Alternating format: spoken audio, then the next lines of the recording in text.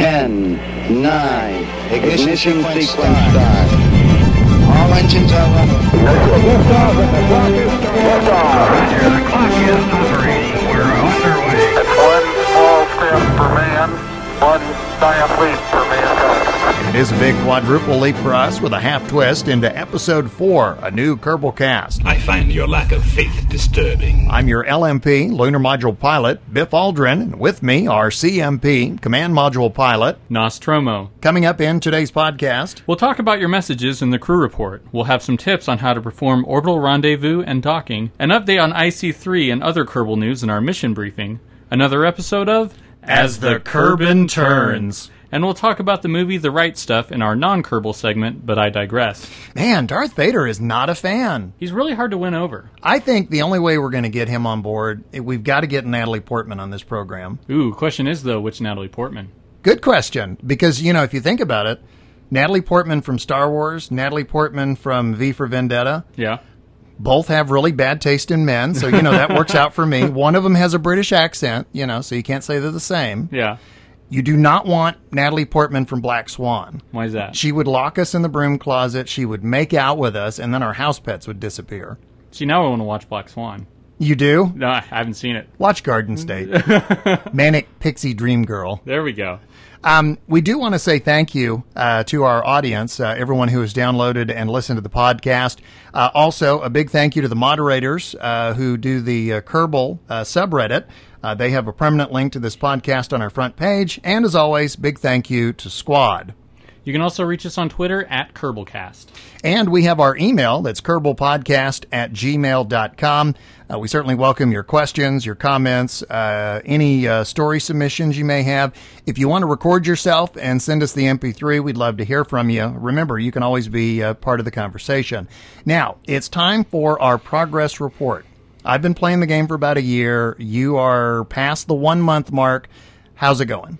I am now a Mun landing denier. A Mun landing denier? It didn't happen. It didn't happen. It did not happen. Uh-huh. Yeah. So let me guess. You've been carefully scrutinizing the footage, and you see clear evidence of wind blowing the flag. I am now have online tutorials on foil hat making. I wondered why you were wearing that thing. It's been too long. I haven't been, so it didn't happen. There you go. So I'm back in the Stone Age. I'll tell you about that. Back in the Stone Age? Yeah. So Yabba dabba doo. remember in episode 3 whenever he was saying how often you need the F5 and F9, and I said when I was saying that? Yeah, when Biff was saying it. Okay. And I didn't do it enough. I said that I didn't do it that often because I'd never done anything important in the game yet. Well, I had a point where I decided I was doing something real. Like I was launching a satellite, and I accidentally, whenever I reverted back to the launch pad and reworked some things, Nostromo's keeping it real. my stages got out of order, and I've done that. yeah, I've done it. I've done it where I launch and my parachutes deploy at the same time. It's to catch all the fuel and so you can put it back in. So. Yeah, so I launch it, and one of the stages falls off, something that I hadn't used yet, and so I'm like, oh man, and so I go ahead and I saw auto-saving in the top right corner. It's not the same thing. No. And I hit and held F9. The next thing that loads up is a single, fuel cell, single engine pod. And so you went way back. I went way back. I looked up my science. I'd unlocked one thing. So that was apparently the last time I F5'd. Oh, so you went back to a really early. Yeah, that was the last time I hit the save button. So I thought you said you had quick saved. I had quick saved apparently at the very beginning of the game, but I hadn't quick saved since. So did you? Sometimes I hit occasionally if I'm not looking.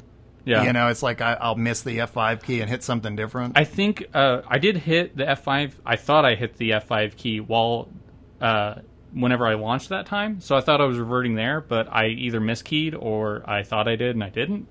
And so I pretty much restarted career mode involuntarily. How far back do you think you went? I had unlocked about 5, 7, somewhere in there, stages of science, and so I was back down to I just gotten mystery goo.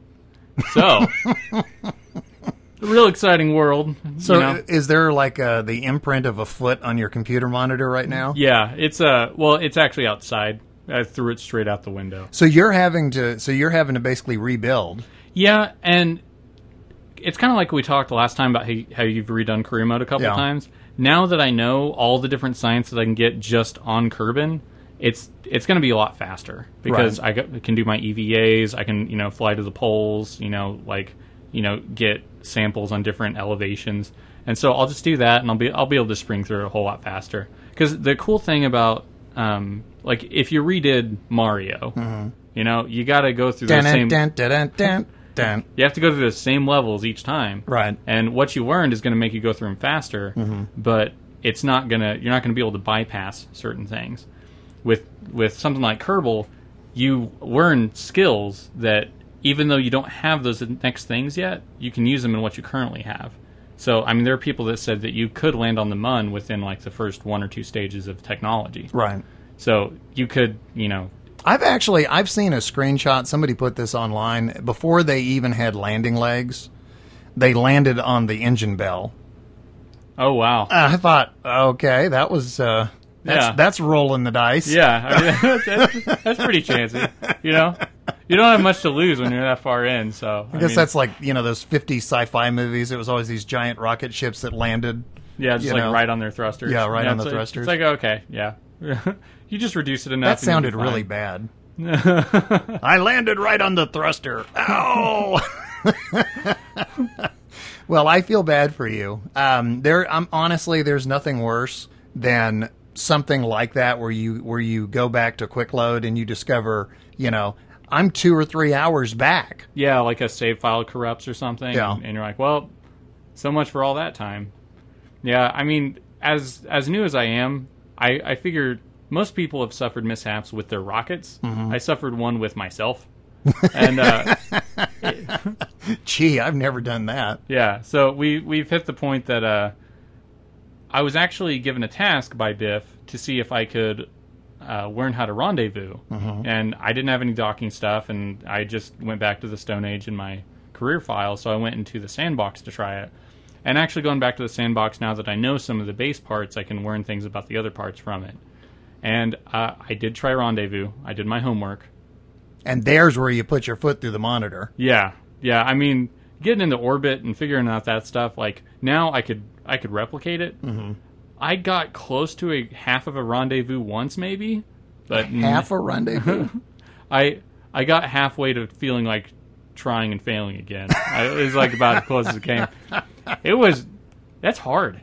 Like there's that navigation tool that I'm still trying to the maneuver node. I'm still at the node. I'm still trying to figure out what a half rendezvous is.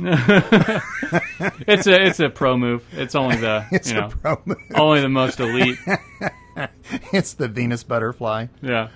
So yeah, that node, the control node, I'm trying to figure out what that does, and I every time I think I know which one I'm moving to do what, I'm wrong.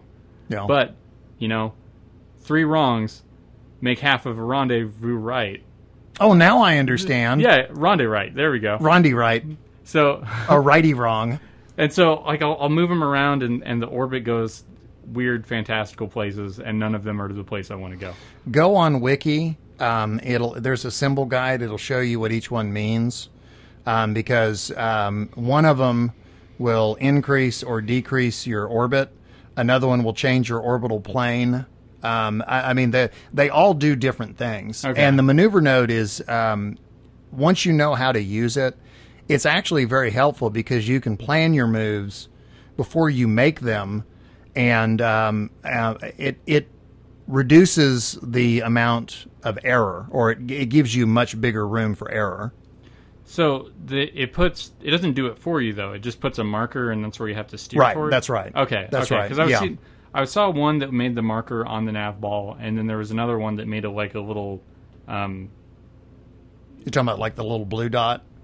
There's the blue dot, and it's got the little legs sticking out from it. Yeah, and then there was also that little bar that would appear to the side of the nav ball. Mm-hmm. Yeah, that's your thrust. That is the length of your thrust. Okay. But don't laugh. There's a thrust on the left. Yeah, what it is anytime you're going to make a maneuver, The way it works is obviously you've got to have your craft oriented in the direction you want to move, and that's what the little blue dot on the nav ball, which by the way I sometimes call it an 8-ball. So if I say 8-ball, I mean nav ball.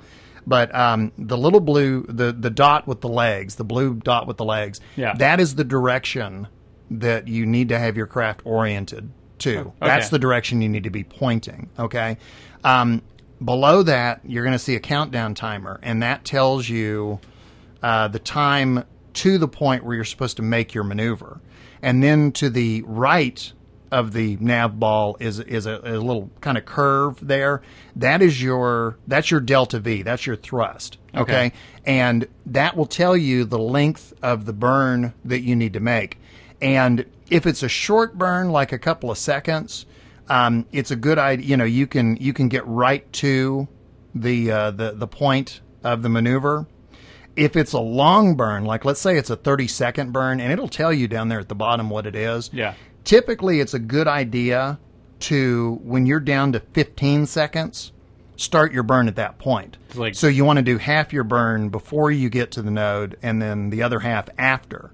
And if you'll watch, as your delta V, as that indicator reaches the very bottom, the blue dot on the nav ball will actually start to move away from you. It'll usually, shoot up and off of the nav ball. Okay. But that's the way the maneuver node works.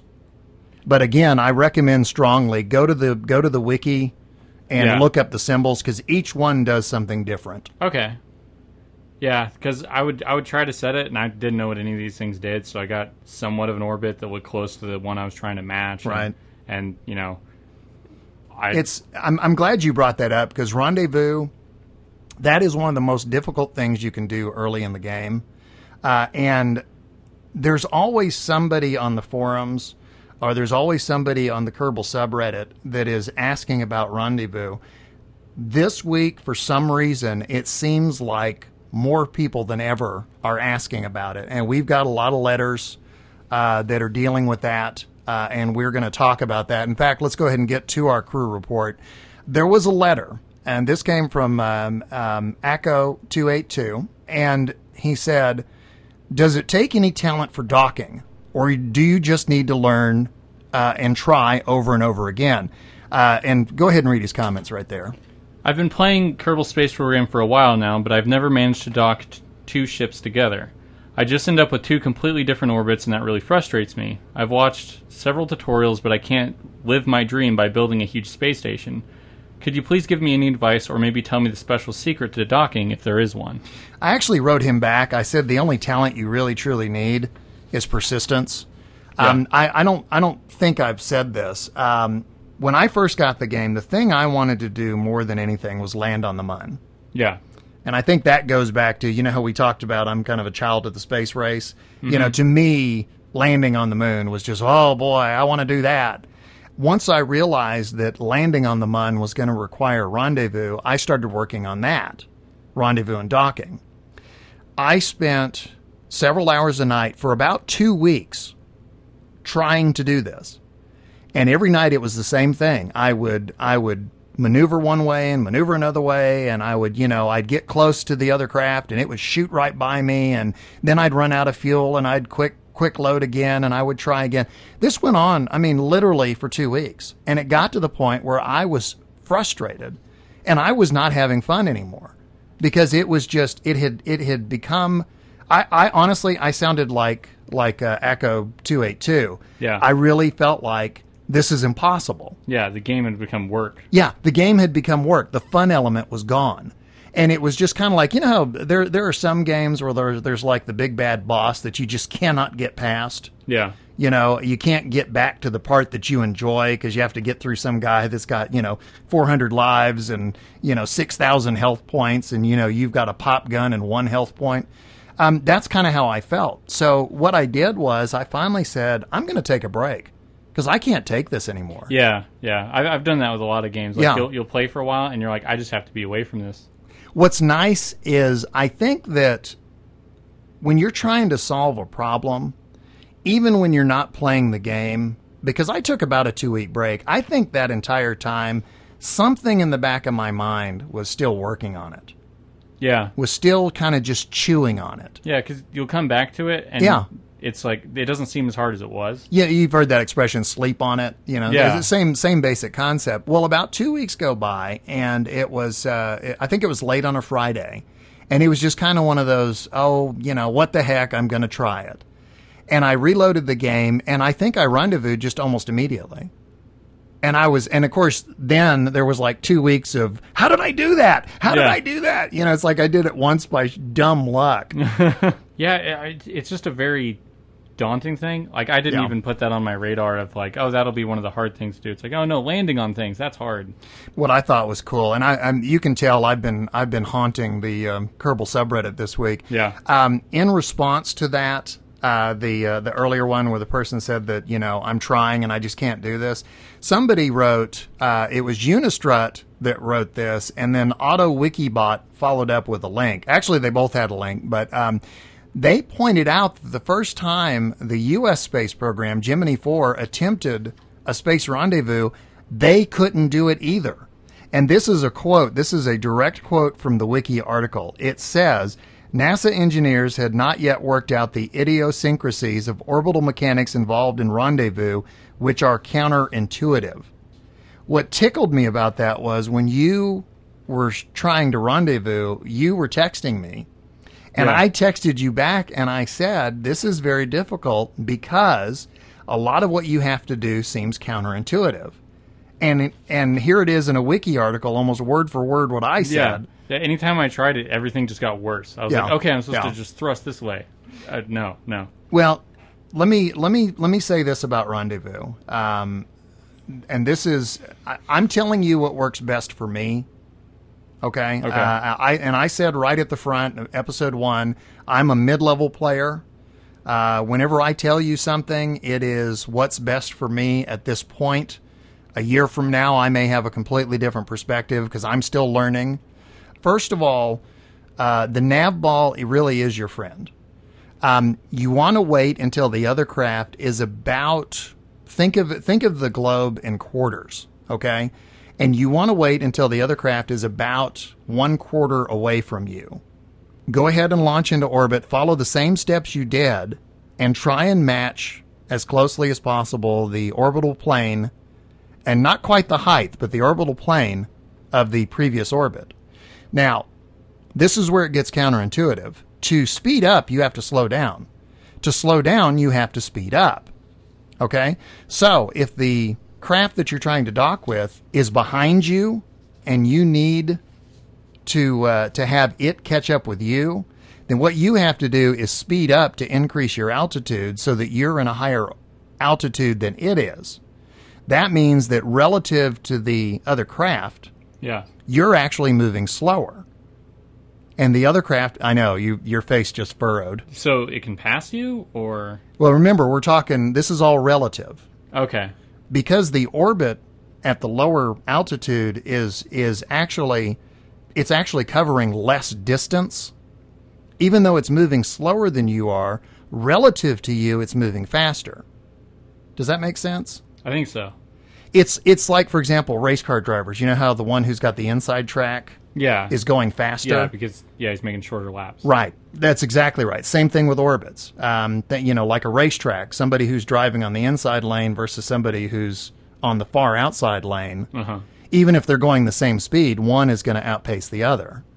Okay. Same thing with orbit. If the craft is behind you and you need it to catch up to you, you need to be above it. If the craft is in front of you and you need to catch up to it, consequently, you need to be in a lower orbit. The other thing I will tell you, and I will leave it at this because I don't want this to get too long-winded, but the other thing I will tell you, part of the reason that it took me so long to learn rendezvous is that when you set the other craft as your target, you get another indicator on your nav ball. It's basically a pink bullseye. Yeah. Okay. You have to, in a sense, ignore that. The yellow circle is your direction of motion. If you're trying to rendezvous and dock what you're trying to do is you're trying to line up the yellow circle with the center of the pink bullseye. Oh. Did I just completely lose? Well, I'm going to have to go back and listen to this. I'm going to go back and review it whenever I have things to do these things I think with. I might have lost myself. But yeah, I mean, no, it makes sense. Yeah. It's not stuff I'm doing yet, but Yeah. I really think that, like, I probably would have made all those mistakes. Like, okay, Well, it's so counterintuitive. yeah, it's like, oh, that's where the thing is. I head toward the thing. Yeah. You're like, that's just like the base thought of it. That's the way it works on Earth. Yeah. If point A is over there and I'm standing on point B, I'm going to try and make a straight line between, Yeah, you accelerate toward it. Right. That's not necessarily how it works in orbital. Yeah, because you're already moving. Right. When you're orbiting. So Yeah. it's like that. Now I just need to correct the involuntary movement that I'm going through. And that's where you get into this crazy speed up to slow down and slow, and that's where you get into that stuff. And it doesn't seem to make much sense until you get a feel for it. Yeah. Well, let's go ahead and move on. Now, we have another letter, and this one is related to a story segment we did in the program last week. Yeah, on episode 3, in our But I Digress segment, we talked about the portrayal of Gus Grissom in The Right Stuff. Whenever we're working on the podcast, the thing we try to do is we try to keep from being long-winded in any section, and we felt like the Digress segment had gone on for a lot longer than the others, and so we decided to trim it down, because first off, it's not Kerbal related. Right. So we want it to still be there for entertainment's sake, but we also want it to be brief. Right. So what we did was we took out some of the flight to ground audio. We shortened some of it we just took completely out. And also there was an epilogue that we talked a little bit past The Right Stuff. And at that point we felt like we had just gone on too long, so we went ahead and took it out. We got a letter from Scott from Virginia, and he basically said what our epilogue was. Yeah, it was really nice to hear from him. Scott said, "I'm glad you cleared up the story on Gus Grissom, since it is one that I became very fascinated with after seeing The Right Stuff, which is still one of his favorite movies. However, I was wondering if you were aware that the unfortunate incident with the hatch on Liberty Bell 7 was indirectly responsible for Grissom's premature demise.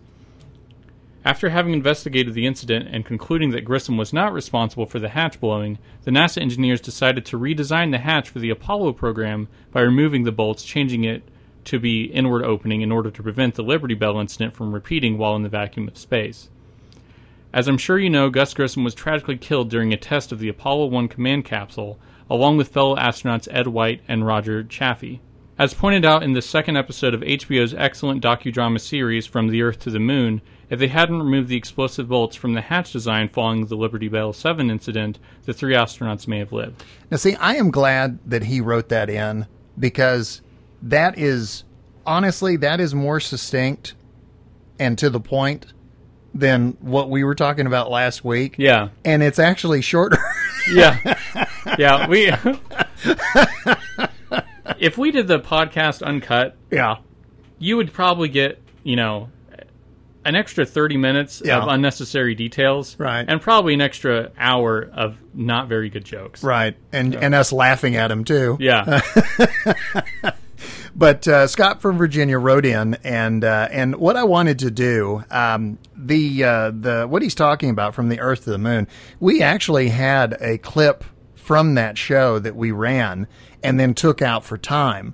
And since Scott has given us the chance to do so, I want to go ahead and play this. This is an unnamed accident investigator, and he's talking to Frank Borman, astronaut Frank Borman, and this is in the aftermath of the fire, the Apollo 1 fire. You know what haunts me?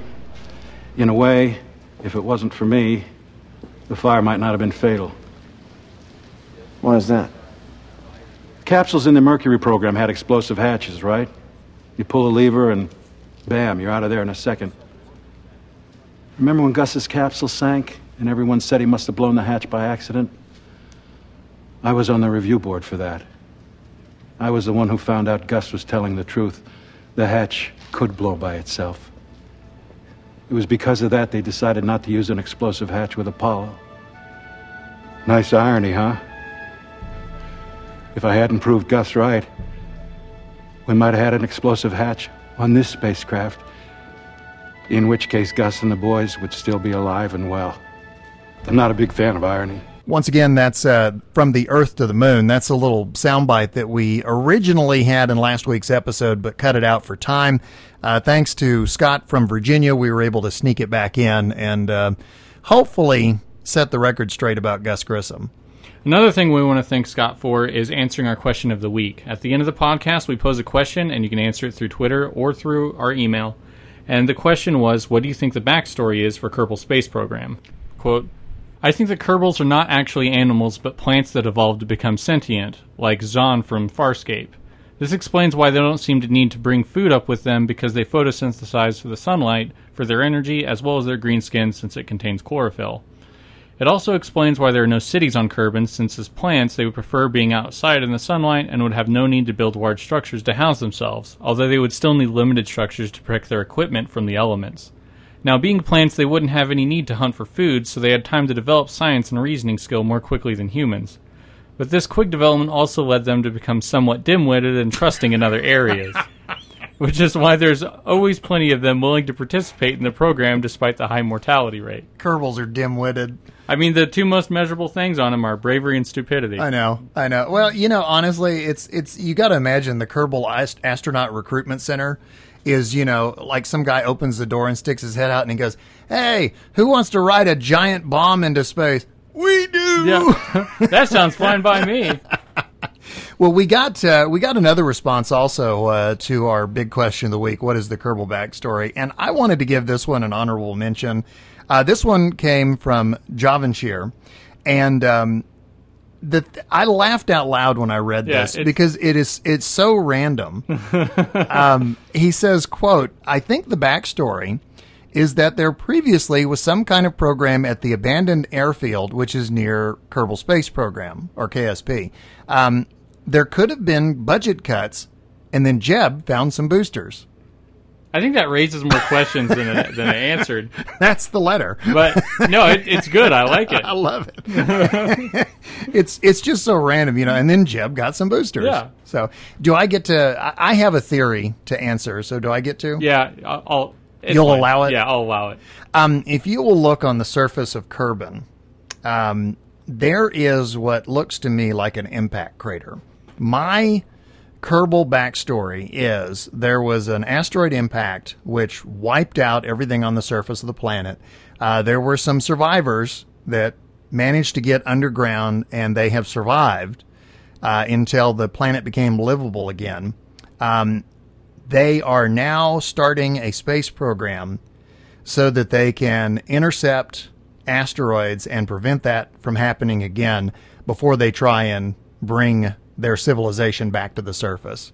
Oh, so they're all kind of like selfless in their many pursuits of... Now, I'll be the first to admit there are so many holes in that theory, but seeing that little asteroid impact, which it reminds me of the Yucatan Peninsula, which is, the one that the dinosaurs went, oh, no. Oh, darn. Yeah. Dash gummit. Yeah, okay, my theory is that, almost the entire surface of Kerbin's green, and it's like just a pretty solid sheen of it, and they're all green. I think Kerbals are a fungus. they're a fungus that like the entire world got covered in, so it's pretty much is nothing but moss, and they managed to rise out of it as their first intelligent fungus. This is the moment where we find out that Kerbal in some language we don't know means athlete's foot. Yeah. Athlete foot space program. And so part of their natural thing is that, they explode somewhere and cause spores to go everywhere, which spreads the fungus. So anytime they launch themselves, they're just cultivating their planet or getting ready to terraform another by crashing into it. Well, I've hit the mic, so that means we must be done with Crew Report. Let's go ahead and move on to news. We wanted to update a story that we reported last week. We were talking about the IC-3 spacecraft, which was a probe that was sent up in, I believe, 1978, and there was a group of citizen scientists that had contacted NASA, and NASA had agreed to provide them with the information they needed to try and contact the space probe. And we do want to congratulate him. It was a success. The next step is to maneuver the satellite to an L1 Lagrangian point. You know, I will admit that, because this makes me look like a complete goofbutt, but last week, do you remember when we read the story originally? Yeah. It was, they were identified as citizen scientists. And I knew this could not possibly be right, but I took it, my mind, I imagined it to the most ridiculous extreme. I had this idea that these were like two middle-aged guys, you know, like Earl and Bill, working out of their garage, and they had like a home TV satellite dish in their backyard that they had jury-rigged with, you know, solder and tinfoil and silver tape. Yeah, and duct tape. and they had, you know, like PCs and ham radios, and that's how they were going to do it. Then the story comes out that they've actually contacted this thing. I find out they've raised like $16,000, and they were using the Arecibo Radio Observatory in Puerto Rico to do this. So, I mean, you know, it's not Earl by the barbecue in the backyard. Yeah, it's like the guy from the first Transformers movie. He's like amazing hacker, and, you know. He'd be like, hot dogs are almost done, and we made contact. Yeah. Okay, well, we have some more news. Why don't you go ahead and take it? The Something Awful forums have a thread for Kerbal Space Program, and one of the posters on there is Max Maps, who is the public relations person for Squad. On there, he's talked about multiple things, and they've also mentioned, you know, different topics of discussion he's thrown in on. And some tidbits from that thread is they're trying a new memory management method for 0.25 and working on a 64-bit version. 0.24 is being... That's what I'm waiting on. Yeah. 64-bit? Yeah, better processing power on No. it. 0.24 is being pushed back to include the budget system. Squad determined that contracts weren't interesting without it.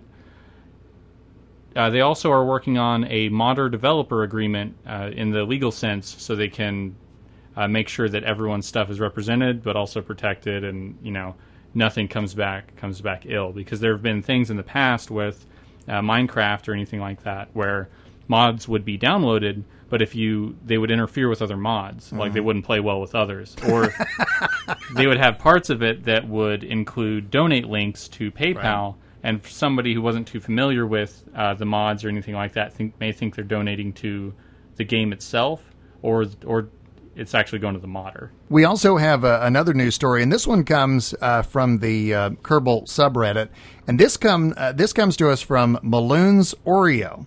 And there is a new subreddit out there, and it's called KSP Testing. And it is a subreddit that the purpose is to help people that are having trouble with their crafts. All you have to do is upload your craft file, .craft, to either Dropbox or Mediafire or Mega or something. You fill out the form in the submit box, and you post your post. The idea here is that think of them as digital test pilots. Kind of like a flight school. Yeah, exactly. If you don't have time to test out, or if you're having problems and you can't figure out what it is, or if your computer's not powerful enough to run it, they can run it for you and kind of work out the bugs. Again, go to Reddit. The subreddit is KSP Testing. And here's some stories that we're following on Twitter. The company Virgin Galactic is sending you into space for a mere sum of $250,000. And SpaceX is developing a new capsule that could carry 7 astronauts to the ISS. All right, so that wraps it up for our news segment, and you know what that means. And now, another edition of As the Kerbin Turns. Honey, I'm home! Hello, dear. How was your day? Oh, same as always. My descent stage ran out of fuel, and I left a smoldering crater on the surface of the Mun. Say, is that tomato soup I smell? Tune in next time for another edition of As the Kerbin Turns. Oh, bravo! Man, it just keeps coming. It just keeps getting... Yeah, it's like you can't make it stop. Yeah. Make it stop! Okay, well, are you ready for But I Digress? Always. Last week we talked about Gus Grissom and the portrayal in The Right Stuff. At that time, Nostromo had not seen The Right Stuff. So this week he saw it. What are your thoughts? It is a great movie. Isn't it? Oh, it was awesome. Yeah. In the beginning, especially whenever they're out in California and they're doing all these tests, you start to notice, it's the desert, and desert and sky is pretty much all the scenery. And it carries this very, saturated blue and orange color palette. Mm-hmm. blue and orange being complete opposites on the color wheel. All the time it was, orange and blue, orange and blue. The X1, the plane that he breaks, the sound barrier with, orange plane, blue sky. Then later on in the film, as he, doesn't make it into the space program, he doesn't apply for the space program. Yeah, the movie kind of implies Chuck Yeager almost gets left behind. Yeah, so, it's like they moved the pyramid. Yeah, so the world kind of moves on without him, and they're working on things that that wasn't his area. They started going beyond his grasp. So as they're doing that, anytime it starts to show him, that palette starts to sort of wash out, and you start to see more grays and greens, and it's no longer that stark contrast between orange and blue. And then when it nears the end of the film, and he's hopping in that last jet in order to try, he tries to go as high as he can, he starts transitioning, like, you start to see that orange and blue again, and eventually it's just him in the blue, like, going, like, reaching the surface, or reaching the cusp of space. And is that when you get to that kind of color washout like that, is that when he loses control of the plane? Yes. Okay. Yeah, because it was also him entering an area that, that he was closed off to him. Yeah, he was closed off to him. So he you starts shall not pass. Exactly. And then the very last, like, the credits is the last of the astronauts, flying off into the blue yonder, and it's a giant orange dot amongst a blue palette.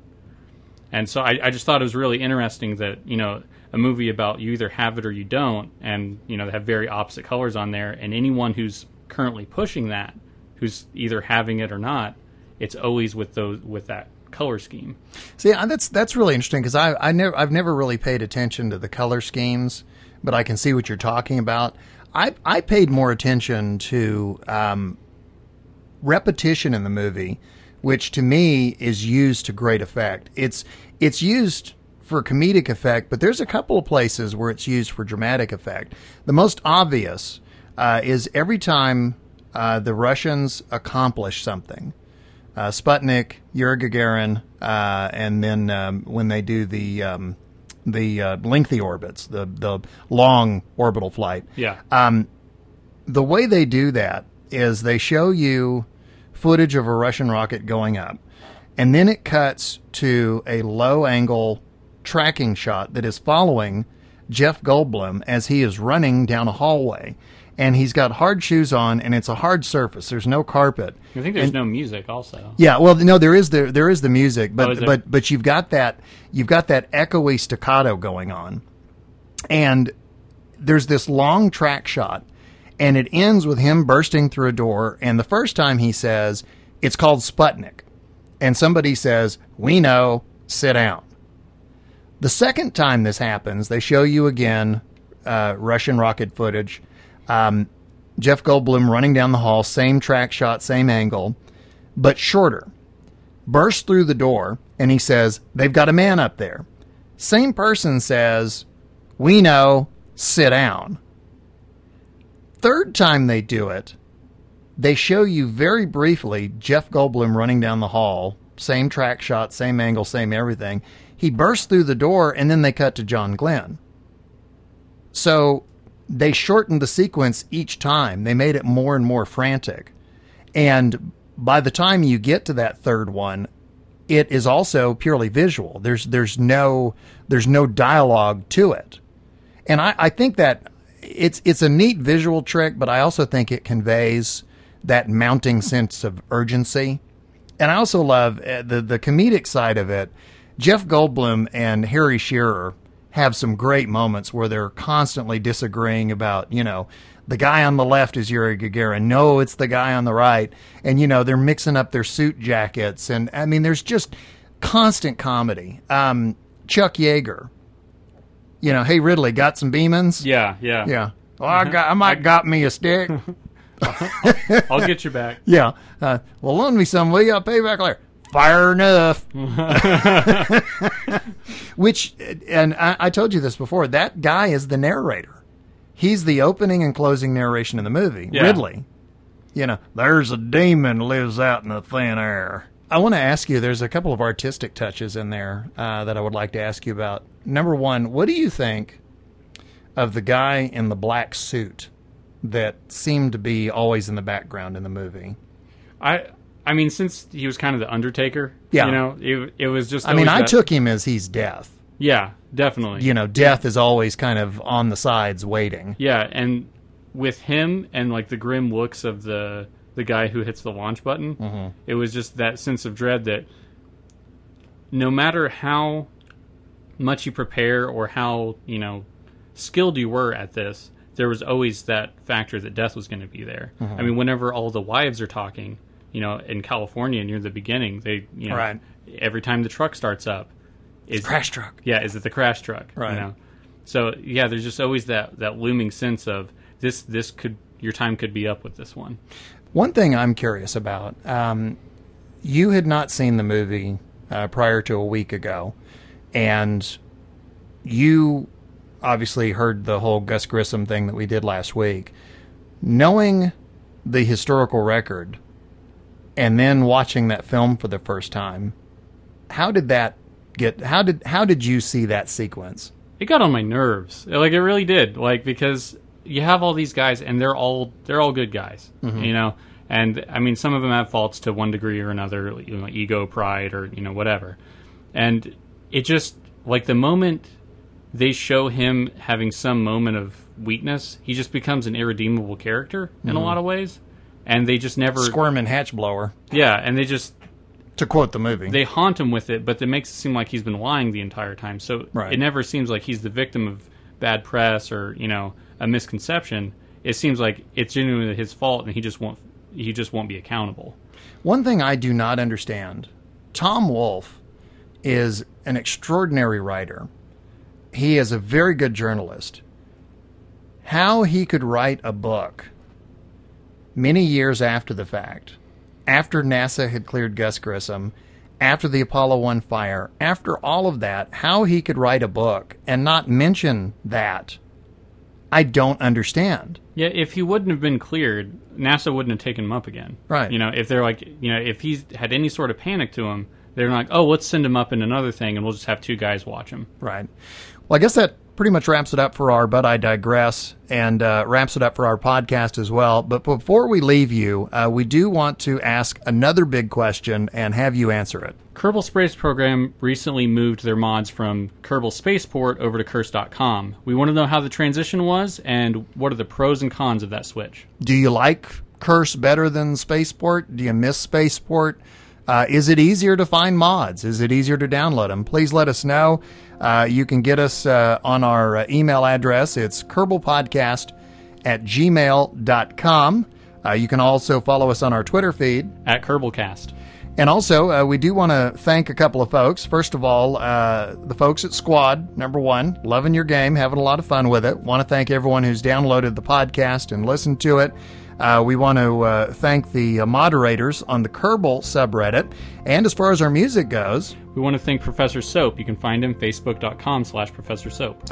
And that does it for our podcast. I am your LMP, that's Lunar Module Pilot, Biff Aldrin. And with me, our CMP, Command Module Pilot, Nostromo. Happy Kerbaling, everybody. Oh, same as always. My descent. Oh, same as always. My descent.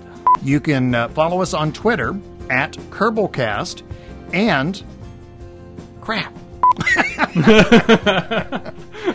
Oh boy, we're off to a bad start. Another episode of As the Kerbin Turns. I blew it. We're supposed to say that at the same time, right? Everything's hectic in here. We're all just yelling. I can't work under these conditions. I don't know what's going on anymore.